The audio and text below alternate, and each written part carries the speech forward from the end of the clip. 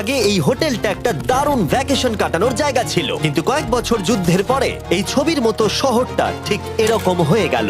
চলো ভেতরে ঢোকা যাক। হোটেলে আমরা নিজেদেরকেই স্বাগত জানালাম। আমরা এখানে ঢোকবার আগে ক্যামেরাম্যান আসবার জন্য অপেক্ষাই করিনি। যাই হোক, ও ভেতরে কি অন্ধকার। সবাই দাঁড়িয়ে যাও, দাঁড়িয়ে যাও। ক্যান্ডি, আমাদের ওদিকে যাওয়া উচিত। আমি প্রথমে যাব। ঠিক আছে, থ্যাংক ইউ। তোমার কি মনে হয় তুমি ফেস্টিভ্যাল বার পাবে? এখানেই সব কি? এসব দেখে কিন্তু আমার ভয় লাগছে, তাই এবার মার্ক সামনে যাবে। দেখো এই জায়গাটা কত লম্বা, আর যদি তুমি এখানে পড়ে যাও তাহলে তুমি মরে যাবে। এখানে কিন্তু কেউ লুকিয়েও থাকতে পারে আর আমাদের উপর অ্যাটাকও করতে পারে। যদি কেউ আমাদেরকে অ্যাটাক করে আমরা কি করব? সবাই নিজেকে বাঁচাবে। হ্যাঁ, যে সব থেকে বেশি স্লো সেই মরবে। এই ওই লাইটটা কিসের? হ্যালো, আমার কিন্তু বেশ ভয় লাগছে গাইস।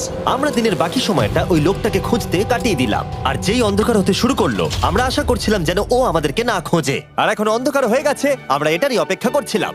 আমাকে বড়